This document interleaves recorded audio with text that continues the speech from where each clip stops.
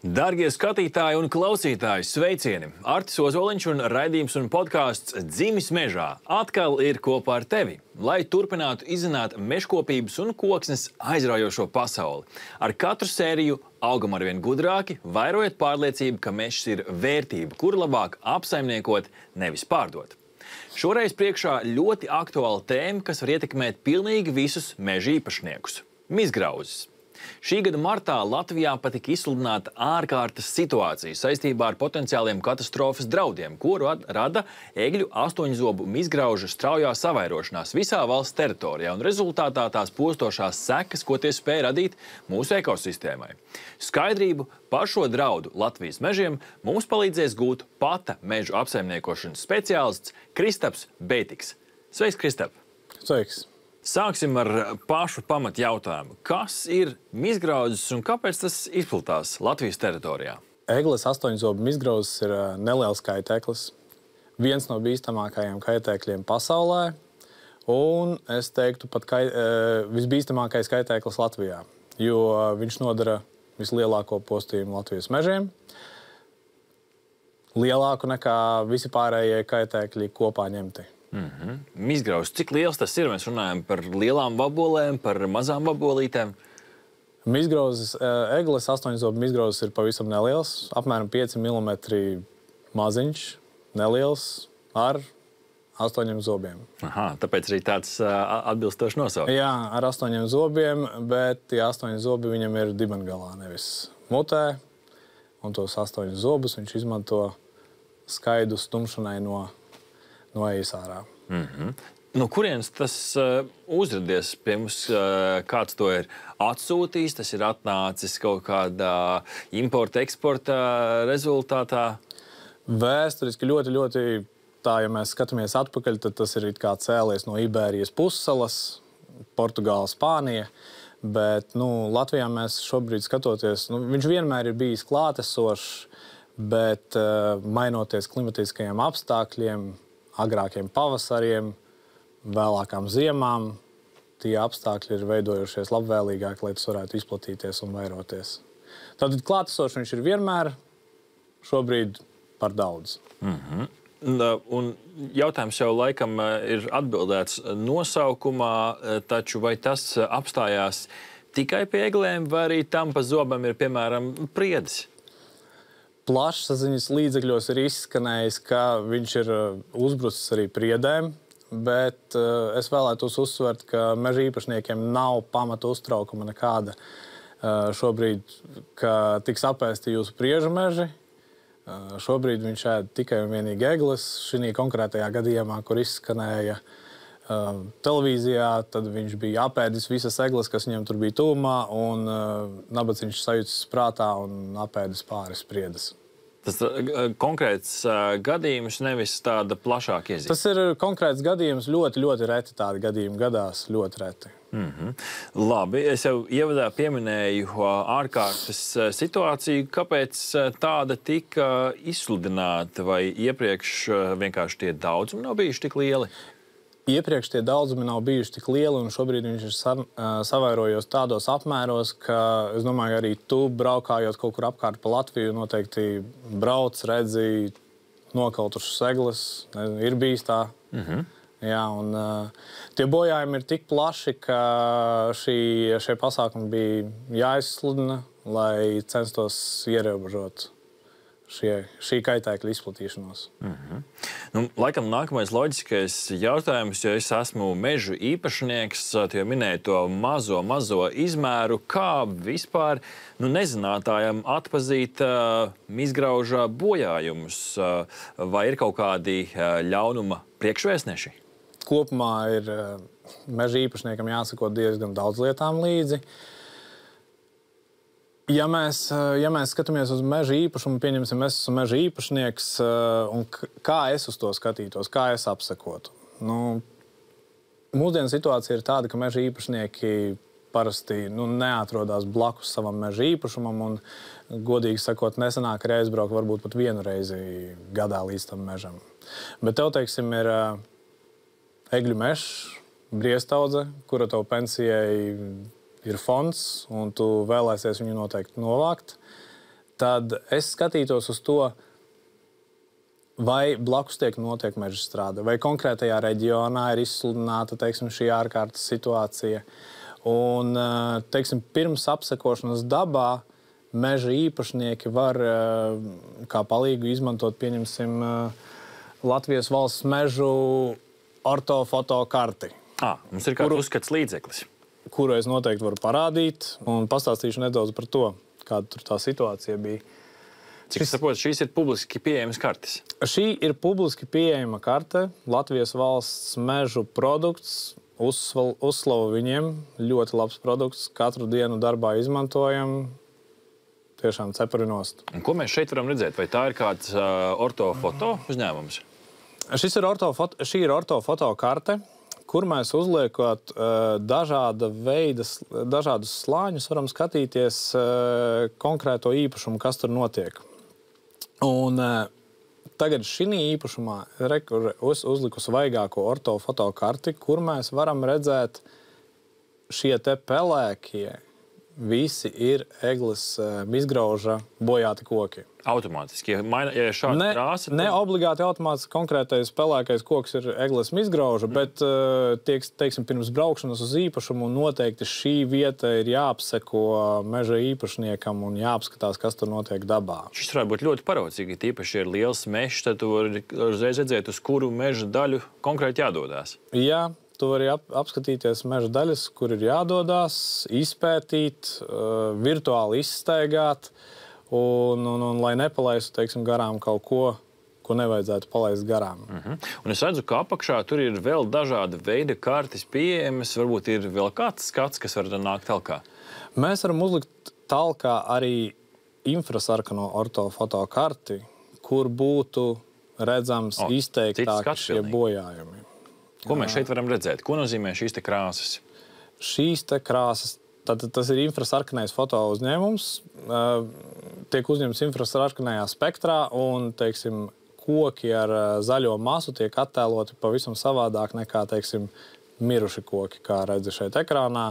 Ar zilo krāsu. Šie mirušie koki ir ar zilo krāsu. Uzskatām, uzreiz var redzēt, ka tie ir miruši. Iespējams, pat ir daudz vieglāk pamanīt nekā iepriekšējā skatā, jo tā krāsa atšķirās. Jā, iespējams ir vieglāk saskatīt, bet te jāskatās arī, ka infrasarkanā ortofoto karte tiek uzņemta retāk, un šis uzņēmums ir senāks. Ja mēs salīdzinām ar parasto ortofoto karti, tad šis uzņēmums ir svaigāks. Un tas ir būtiski, jo svaigāks skats ir aktuālāka situācija un var kaut ko nepalaist garām. Ļoti labs rīks, paldies tev par to. Nu, tad, ja es esmu savā īpašumā līdzīgi kā šajā attēlā pamanījis, ka ir kādi aizdomīgie koki, ko tajā brīdī darīt, ja ir konstatēts, ka mizgrauzes ir arī manā mežā, vai kādam ir sākumā jāziņo, kāda ir tā rīcība pa soļiem? Ja meža īpašnieks pats nav, teiksim, kompetents šajos jautājumos, tad noteikti es ieteiktu visus atrast savu apsaimniekotāju, palīgu, kas tev palīdzēs ikdienas jautājumos ar mežu, jo katram mums ir sava dzīve, katram mums ir savs darbs, un mēs nevaram būt eksperti visos jautājumos. Kā kopumā ar mizgrauzi var cīnīties, un vai vispār var cīnīties? Ar mizgrauzi būs tīri mūsu pašu spēkiem. Mēs varam veikt preventīvos pasākumus, lai šis mizgrauzes nesavairotos vēl vairāk. Bet vislielāko ieguldījumu cīņā ar mizgrauzi dod klimatiskie apstākļi. Viens augsts pavasars, slapjš, un mizgrauzes ir samazinājies vairāk kārt. Bet runājot par preventīviem pasākumiem, tad mums būtu jāizvēlās siltajā periodā neveikt kopšanas cirtas un varbūt izvēlēties mežsaimnieciskos darbus veikt augstajā laika periodā. Vai talkā var nākt arī kādas ķīmiskās apstrādes? Tīri, lai tēmētu uz vienu šo pašu tikai mizgrauzi, īsti nebūs tādas ķīmijas. Mēs varam nogalināt visu dzīvo, varbūt apkārt, bet tas nebūtu labākais risinājums. Tātad, lai preventīvi cīnītos ar šo mizgrauzi, tiek izcirtumos izvietoti feromonu slazdi, kas pievilina šos mizgraužus. Feromonu slazdus gan izvietot tikai un vienīgi valsts meža dienestas vai arī lieli uzņēmumi. Tas nav atļauts parastajiem meža īpašniekiem, jo tomēr ir jāievēro daudz visādi nosacījumi. Parastais meža īpašnieks, izvietojot šo slazdu, var nodarīt lielāku kaitējumu savam mežam nekā teiksim, neizvietojot. Jāievēro ļoti daudz dažādu nosacījumu, kas tur ir. Noslēgumā uzspēlējam spēli pārvērtētas, nenovērtētas, 2 kartiņas, došu jau dažādas vārdu kombinācijas, un tavs uzdevums ir atbildēt, vai šīs sabiedrībā un tavā pieredzē ir pārvērtēts vai nenovērtēts. Pirmais vārdu salikums – mežu apsekošana profesionāļa pavadībā. Pārvērtēts vai nenovērtēts?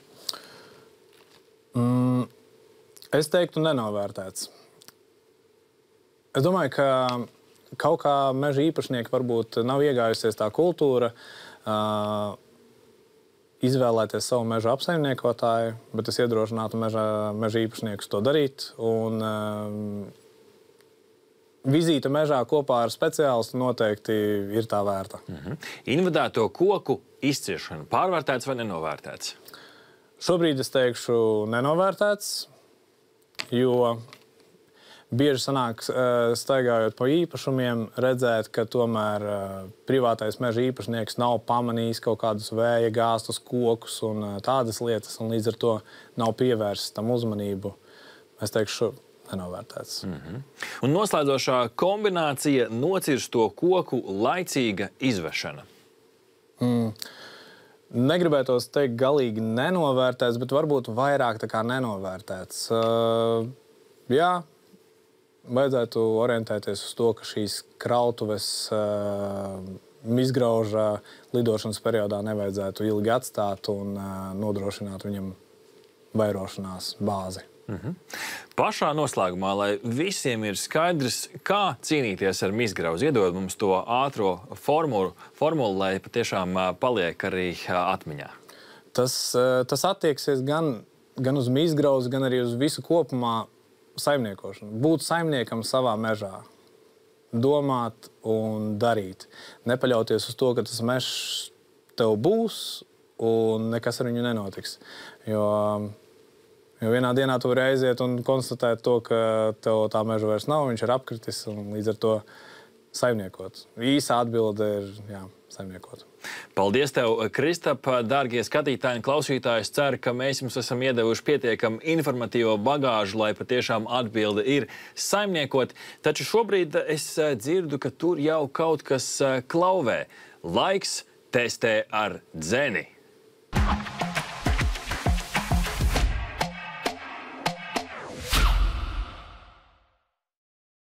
Sveiki! Mani sauc Jānis Dzens, un šajā sadaļā es testēju dažādas instrumentus un aksesuārus. Šodien tad mēs testēsim uz mūsu instrumentiem instrumentu papildu aprīkojumu, kas ir viens būs zāģa cauruma komplekts, un otrs būs slīpmašīnas diski ar smilšpapīru. Parasti instrumentiem mēs dodam dzeņus, bet šoreiz mēs nedosim, tāpēc, ka tas ir instrumentu papildu aprīkojums. Sāksim mēs ar smilšpapīru slīpēšanas disku.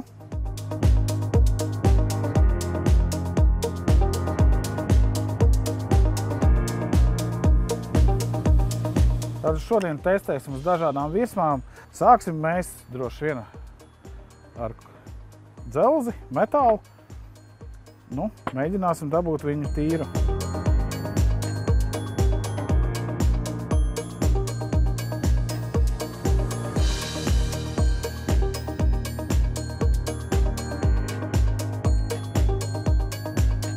Ātri un jau tīrs. Bez lielām piepūlēm. Otro mēs testēsim krāsu noņemšanas no alumīnija.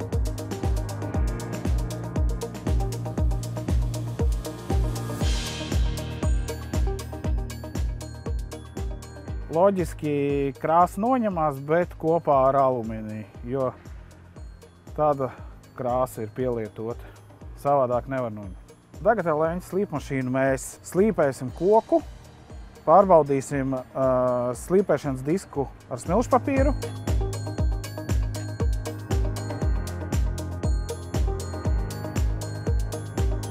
Sanāca diezgan gluds, jā, noslīpēja ļoti labi. Nākošo mēģināsim noslīpēt apstrādātu dēli.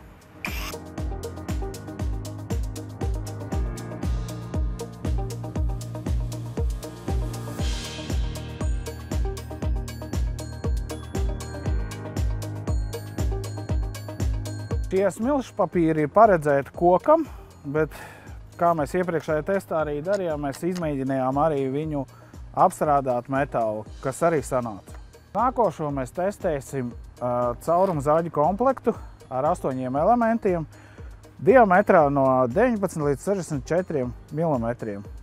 Šis komplekts ir domāts urpšanai kokā, reģipsī. Šim komplektam, lai varētu strādāt ar viņu, visdrīzāk vajadzīgs urbis mūsu labais.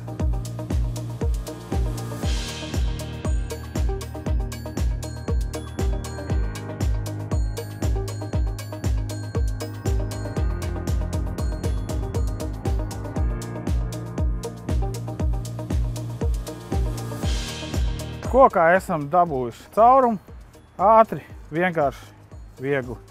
Reģipsī tas būs stipri ātrāk un stipri vieglāk. Dažādi diametri, sākot no vada, kabeļa, līdz lielākam, līdz rozetē. Šajā raidījumā mēs testējām caurumu zāģu komplektu. Ir ar urbi viens komplekts, kur arī bez urbja, un ir pieckantes, ar ko pievelk urbi pašu. Testējām arī smilšpapīra slīpēšanas diskus, kas pierādīja sevi diezgan labi. Šie visi papildu aprīkojumi ir iegādājami pat kokmateriālu veikalos vai arī e-veikalā.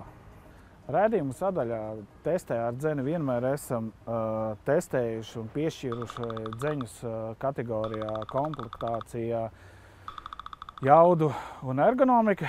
Šajā mēs nevaram piešķirt, ir instrumentu papildu aprīkojumi. Varu tikai pateikt to, ka viņi pilda savas funkcijas. Testējot caurumu zāģu komplektu un arī slīpmašīnas disku ar smilšpapīru, secinājās, ka viņi pilda savu funkciju un ir noderīgi mājsaimniecībā. Slīpēšanas smilšpapīru disks pat kokmateriālu veikalos maksā 71 centu. Caurumu zāģu komplekts maksā gandrīz 4 eiro. Tā ir laba cena priekš budžeta klases instrumentiem. Domāju, ka katrā mājsaimniecībā noderēs.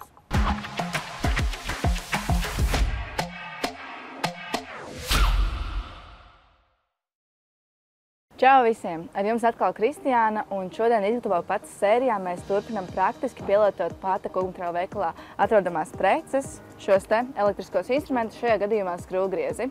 Šodien mēs izgatavosim kurpju plauktiņu, kur kā pamatu mēs ņemam līmētās koka plātnes, priedes koka plātnes.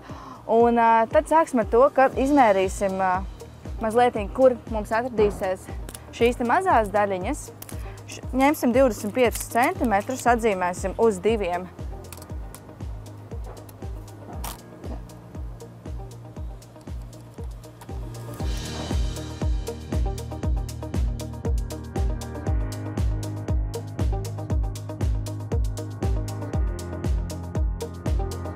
Tagad ņemam vienu koka plātni, kurai jau ir novilkta 25 cm līnija no maliņas. Ņemam vienu īso, kas veidos nodalījumu, un šādi te liekam klāt pie pašas malas un skrūvējam klāt.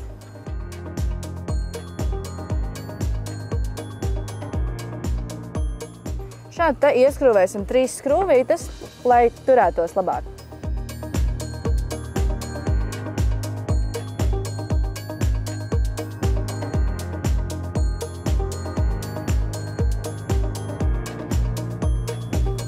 Kad šis te pamats ir pieskrūvēts, atrodam novilkto līniju, paņemam vēl vienu īso un liekam pie līnijas klāt.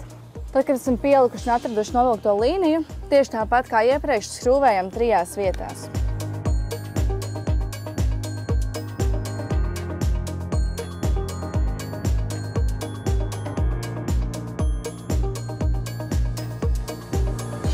Kad šis te ir pieskrūvēts, tad griežam viņu otrādāk, jo tas ir kā pamats.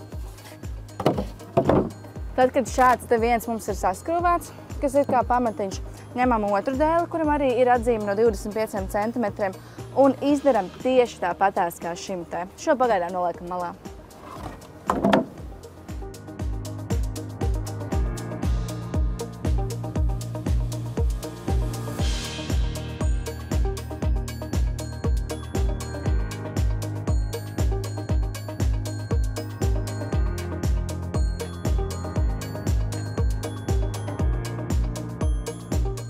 Lūk šādi.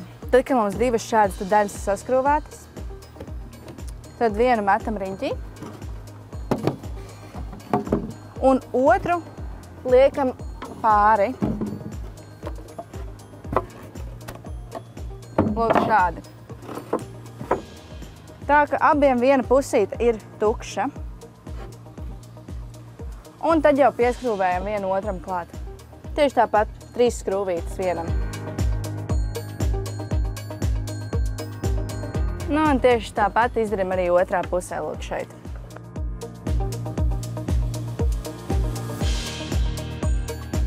Nu, un attiecīgi tagad esam šo te saskrūvējuši. Viss, kas atliek, ir uzlikt arī tikai pašu augšu. Tad to arī darām.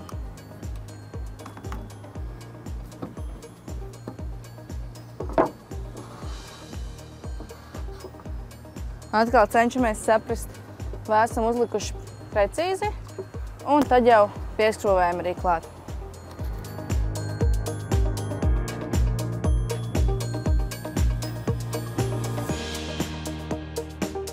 Tad, lūk, mūsu plauktiņš priekš apaviem jau ir gatavs. Viss, ko atliek izdarīt, ir tajā ievietot apavus, un tas arī viss. Ja tev ir kaut kādas vēlmes, ko tu vēlēs, lai mēs izgatavotu nākošajā izgatavo pats sērijā, tad droši raksti uz izgatavo@pata.lv vai arī turpini mūs skatīties mūsu YouTube kanālā. Čau!